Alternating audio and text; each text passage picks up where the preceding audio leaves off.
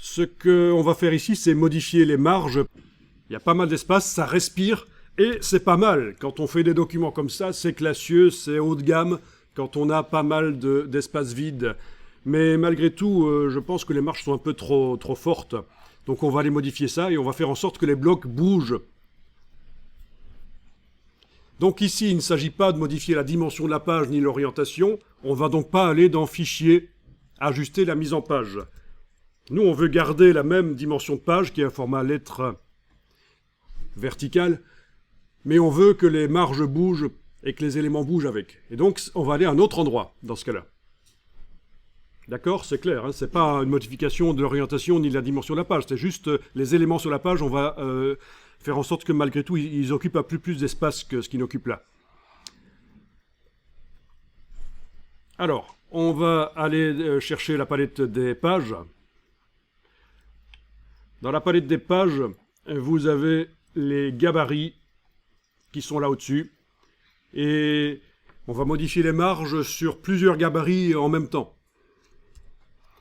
Comme toutes les pages du document là en dessous utilisent l'un ou l'autre de ces gabarits, ce qu'on va faire sur les gabarits va se répercuter sur les pages du document, logique.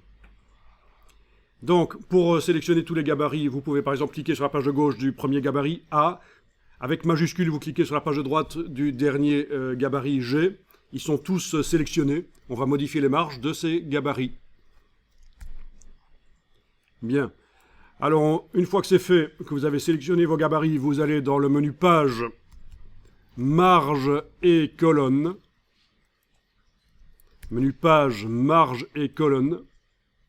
Alors, on a une case aperçue qui va nous permettre de voir en temps réel derrière ce que ça donne avant même de cliquer sur OK. Parfois, c'est un peu lent sur certains ordinateurs, notamment le mien qui est un peu vieux, qui date de 2013. Il a quand même maintenant 6 ans. Heureusement qu'à l'époque, c'était du très haut de gamme et qui tient encore la route, mais je sais que par rapport aux ordinateurs sur lesquels vous êtes en train de travailler, le mien est plus lent. Hein? Ça, c'est sympa. En général, le formateur a un super ordinateur où tout marche bien et les stagiaires, ils rament avec des vieux canassons, mais là, c'est l'inverse. Donc, menu page, marge et colonne. Il faut que ceci soit coché si vous voulez qu'en modifiant les valeurs de marge, là, les blocs bougent aussi. Ajuster la mise en page, ajuster la taille de la police, ajuster le contenu verrouillé. Ces trois choses-là sont cochées. Ici, on va aller modifier la dimension, la marge de tête, donc le haut. Bon. On vient d'un document où c'était à 12,7, les valeurs par défaut des marges de InDesign, un demi-pouce. Un pouce anglais, c'est 25,4 mm. Et un demi-pouce, 12,7. Et donc, je ne vais pas aller vers 12,7 parce que c'est quand même un peu faiblard. Le document, là, il avait, à ce moment-là, le texte et les images trop près du bord, c'était pas agréable à regarder. Bon. Alors, je vais peut-être passer de 20 à 16 en marge de tête. Ensuite, vous avez la touche tabulation sur le clavier pour repasser aux cartouches suivant et valider ce que vous avez mis dans le premier. Voilà, touche tabulation, ça marche comme ça depuis des décennies sur les Mac et dans pas mal de logiciels. Là, on devrait déjà voir, si vous avez la case aperçue, vous devriez déjà voir que les pages ont peut-être bougé un peu, vous avez les éléments sont remontés, vous avez vu que ça clignotait peut-être un peu dans la palette page, mise à jour des thumbnails, des vignettes. Marge de pied, on est à 30 mm. Oui, on avait 20 en marge de tête et 30 en marge de pied, ça c'est normal. En général, quand on fait une mise en page ou une composition, on essaie toujours de mettre un peu plus d'espace en dessous, pour faire comme une espèce de socle virtuel sur lequel la composition repose. C'est un truc très connu en graphisme depuis très très longtemps, de mettre un peu plus en dessous. Bon, alors je vais peut-être indiquer 20 ici. Touche tabulation. Et on devrait voir que ça bouge. Voilà, ça bouge. Ok. Mais enfin, les marges de tête et de pied, c'était pas encore trop problématique. Le problème que j'ai, moi, c'est suite au fait qu'on est passé d'un document horizontal à vertical, les gouttières entre les colonnes de texte et tout ça, c'est un peu foireux. On va essayer de minimiser les choses. Alors, on a le réglage du petit fond Le petit fond, ce sont les marges ici intérieures, près de la reliure. Et on a le grand fond, ce sont les marges aux extérieurs du document double page. Donc le petit fond, je vais peut-être indiquer ici 20 mm, touche tabulation. Voilà. Il faut quand même laisser de l'espace parce que, surtout pour des publications épaisses avec pas mal de pages, vous savez que la reliure va empêcher de voir le texte bien logique. Hein. Alors, pour ce qui est du grand fond, je vais peut-être passer à 16 aussi, comme la marge de tête, 16. Voilà. Bon, c'est un peu moins désastreux comme résultat visuellement.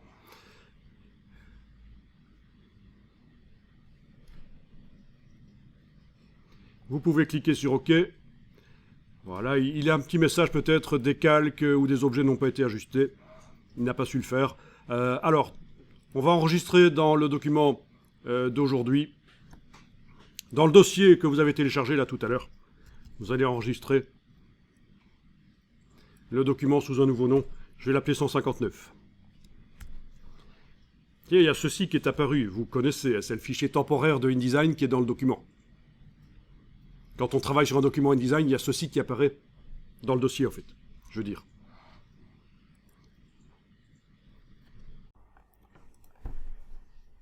Bien, alors ici, on va repositionner les numérotations qui sont actuellement centrées sur la page. On va les mettre aux extérieurs. Alors, pages 16 et 17, on les voit, les numérotations, là.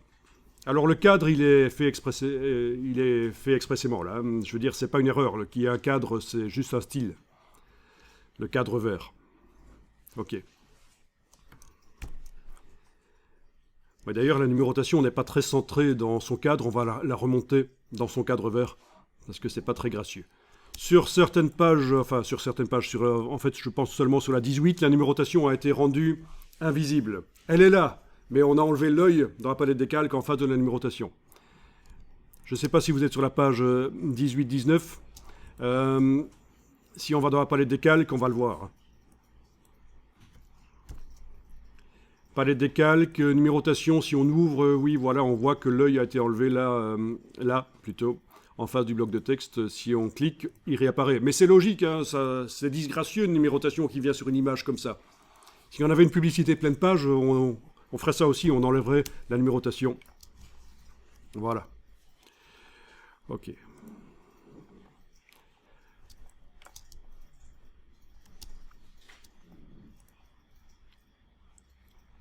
Alors. Ouais.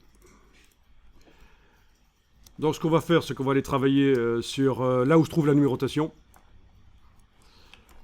C'est-à-dire, elle démarre du gabarit qui est en quelque sorte le grand-parent. Ce sont des gabarits en cascade. Il y a différents niveaux. On a le A qui est le gabarit de base, vraiment, qui a servi à faire cette grille modulaire très simple, vraiment très basique, ce système de grille. Puis on a le B et le C qui, comme on le voit ici, sont les enfants du A. Puis on a le D qui est l'enfant du B et du C.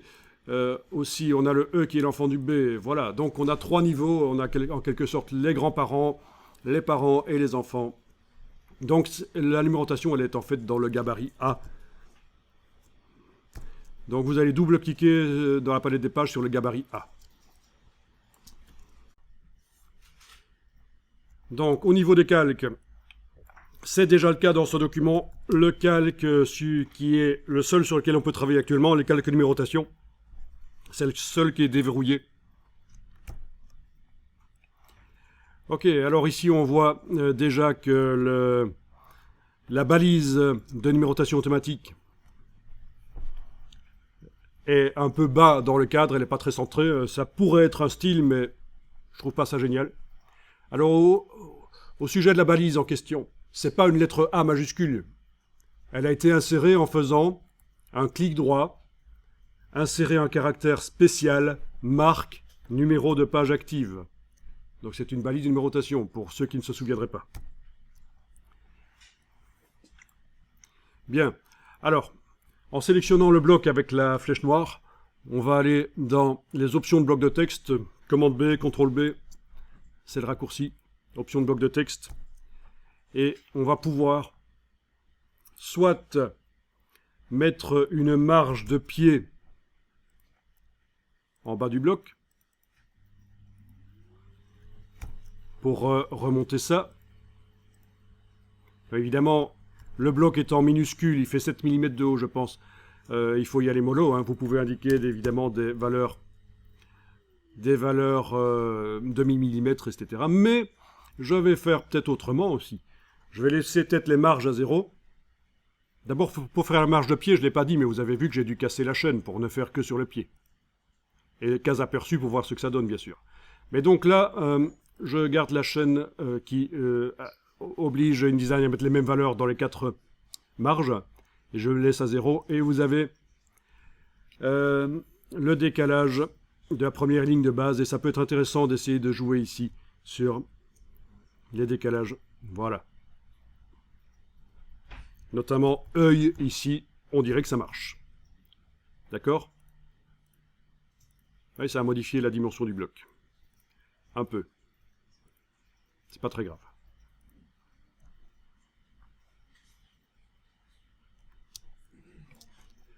Voilà. Donc, c'est dans Objet, Option de bloc de texte.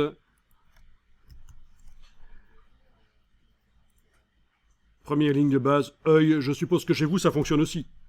Pas de problème. Alors ici, j'ai juste tapé typographie œil. Ah tiens, j'ai fait une faute typographique en tapant typographie œil. Bon, c'est pas grave.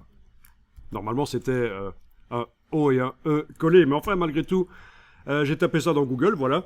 Et je tombe sur les explications. Qu'est-ce que c'est l'œil en typographie?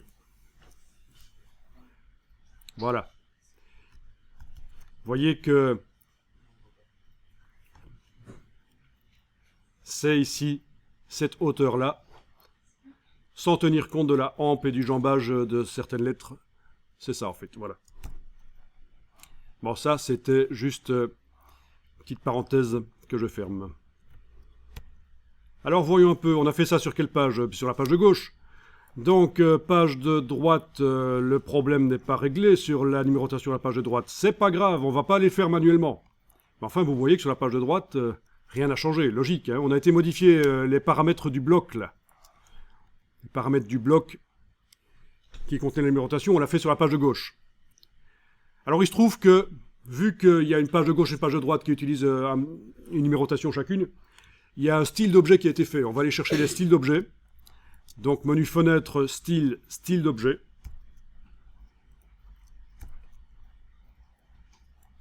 Voilà. Et le style pour cet objet-là, ce cadre numérotation, il s'appelle bloc numérotation, c'est le nom qu'on lui a donné. Et on voit le petit signe plus. Il y a des modifications qui ont été faites sur cet objet qui est sélectionné actuellement par rapport à la description du style. Et d'ailleurs, quand on survole, on a l'infobulle qui indique quelles sont ces modifications. Donc, ligne de base de bloc de texte, voilà. Donc, ce qu'on va faire, c'est qu'on va mettre à jour le style en fonction des modifications qu'on a fait sur un des objets qui utilise ce style. Et donc, le petit signe plus qui indique que c'est pas synchronisé entre le style et l'objet, qu'il ne montre pas la même chose, ben, il va disparaître ce petit signe plus. Pour faire ça, vous devez aller dans le menu ici de la palette style d'objet et demander redéfinir le style. Redéfinir le style, voilà. Donc rien ne change ici. Ce qui change, c'est dans la description, dans le style. Dans le style, quelque part, vous avez le décalage qui est indiqué. Option générale, le bloc de texte. C'est pas là. Ligne de base de bloc de texte, voilà, c'est là. Donc logiquement, sur la page de droite, qui utilise aussi ce style, ça devrait être modifié maintenant. Ah, c'est modifié chez moi. Chez vous, c'est pas modifié? Ah oui, mais rien n'a changé, puisque ce qu'on vient de faire, c'est juste dire, tiens, on prend les modifications qu'on a faites sur le bloc de la page de gauche, et on s'en sert pour modifier la définition du style. Une fois que le style est modifié, ça se répercute sur le bloc de la page de droite. C'est le principe du style. C'est très intéressant parce que ça fonctionne aussi comme ça pour les styles de paragraphes, de caractères, de cellules de tableau, Donc, C'est intéressant ce petit signe plus qui apparaît parfois dans la palette des styles et cette option redéfinir le style. Oui, parce que si vous ne connaissez pas ça, vous êtes obligé de double-cliquer sur le style et puis d'aller modifier les choses manuellement. Déjà, ça se présente différemment que dans les palettes, c'est pas toujours évident. Et puis voilà, c'est...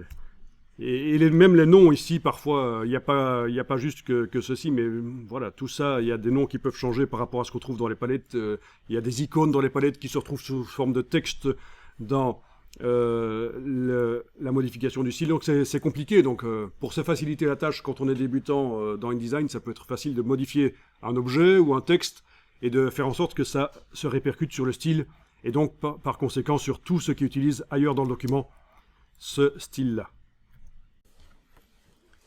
Alors chez toi, tu dis que ça a modifié la police. Donc ça c'est bizarre parce que normalement ça n'aurait pas dû le faire, puisqu'on a tous démarré du même document. Donc je vais revenir ici en arrière. Ne le faites pas, mais c'est juste moi qui reviens en arrière, annuler, redéfinir le style. Et donc on a le bloc qui a été modifié avec le style ici qui indique, voilà, pas de synchronisation. Le style de bloc indique que le bloc doit utiliser un certain style de paragraphe. Je vous le montre en cliquant à côté ici, en double-cliquant là-dessus.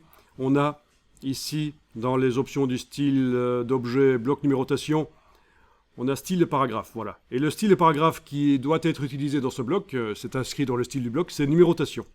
Et donc, si la police a changé, c'est peut-être bien des styles de paragraphe que ça vient. Donc toi qui as le problème, tu vas aller voir dans le menu texte, style de paragraphe. Menu texte, style de paragraphe. Sélectionner le bloc. Ou sélectionner le caractère qui utilise un certain style qui s'appelle numérotation. L'un ou l'autre, dans ce cas-ci. Oui. Ah tiens, on a le petit signe plus qui est là. En effet. Bon. Ben dans ce cas-là, avant de faire la mise à jour, la redéfinition du style du bloc, il faut faire la redéfinition du style du paragraphe. Redéfinir le style. Voilà. Donc il n'y a plus le petit signe plus à côté du style de paragraphe numérotation. Après, en sélectionnant le bloc, dans la palette des styles d'objets, redéfinir le style d'objet. Voilà. Et là, logiquement, la police ne devrait pas changer.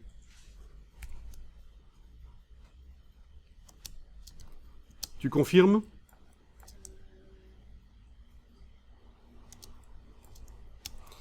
Oui, c'est des styles un peu imbriqués. Un style d'objet peut utiliser lui-même un style de paragraphe logique, hein, puisqu'il y a des blocs de texte, c'est des objets texte.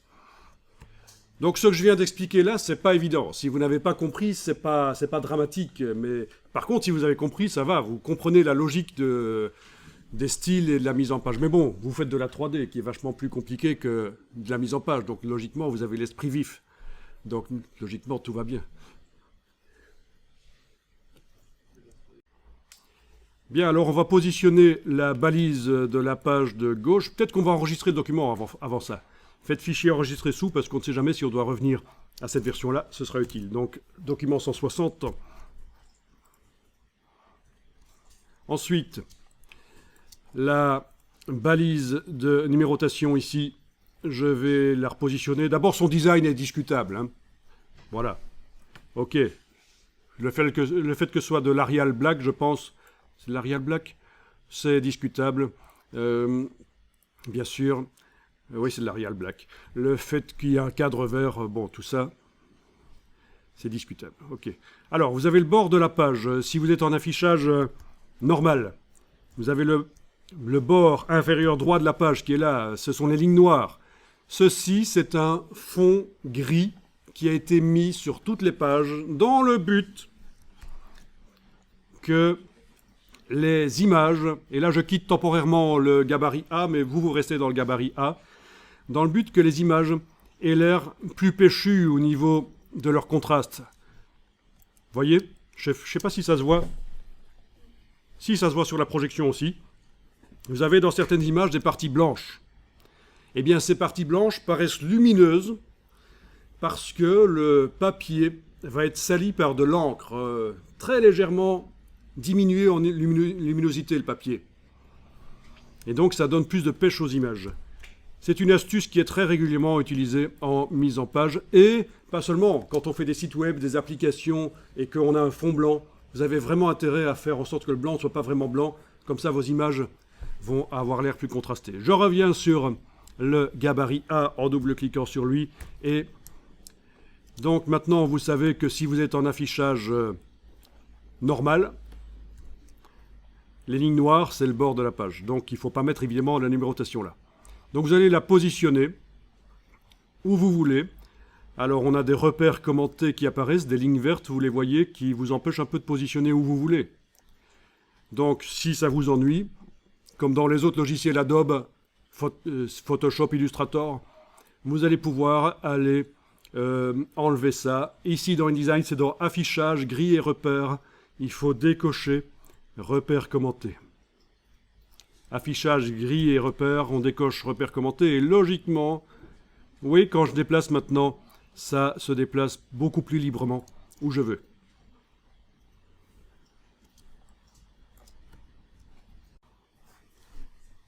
Alors c'est pas toujours évident de voir ce que ça va donner, le positionnement de cette balise de numérotation, quand on travaille uniquement dans le gabarit. Donc ce qu'il faut faire, c'est aller voir sur les pages, aller double-cliquer sur les pages et aller voir ce que ça donne sur les pages.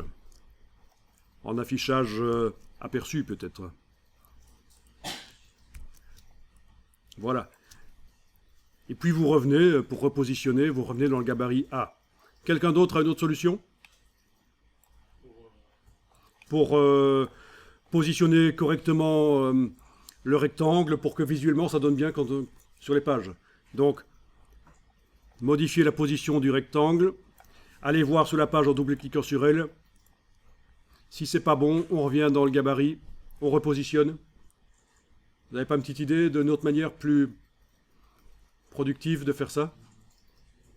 Le travail en plusieurs fenêtres, c'est super important, qu'on soit dans InDesign, Illustrator ou Photoshop, travailler sur plusieurs fenêtres qui montrent le même document, c'est vraiment super intéressant. Dans ce cas-ci, je vais pouvoir avoir dans une fenêtre le gabarit A, positionner comme je veux les éléments du gabarit A et voir directement dans la fenêtre d'à côté ce que ça donne dans le document. Et pour ça, il faut faire une nouvelle fenêtre. N'allez pas trop vite.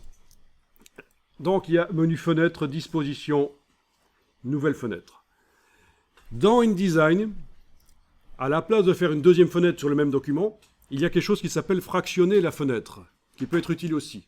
À un certain moment, j'ai pu remarquer que ça fait planter InDesign. Ça faisait planter InDesign, donc je vais tenter ici, et si ça ne marche pas, de toute façon, c'est pas grave, j'ai enregistré mes documents.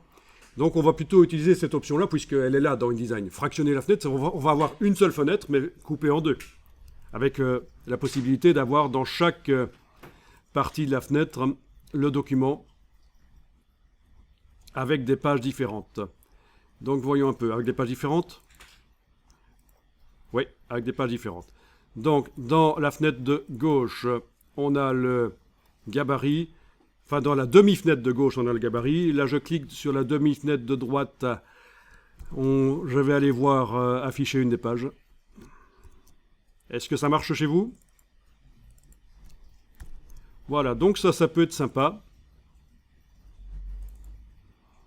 de pouvoir zoomer différemment. Oui, parce qu'on pourrait aussi travailler sur la même page, mais être en zoom avant dans la demi-fenêtre de gauche et avoir la vue globale de la page sur la fenêtre de droite. Vraiment, pour tous ceux qui vont faire de l'illustration, du Photoshop, de la mise en page, cette technique est super intéressante. Travailler sur deux fenêtres en même temps qui montrent, deux fenêtres en même temps qui montrent le même document, ou dans ce cas-ci, voilà, un gabarit et la page.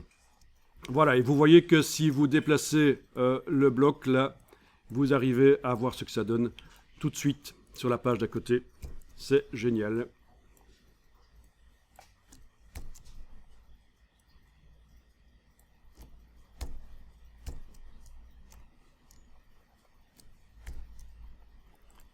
Bien.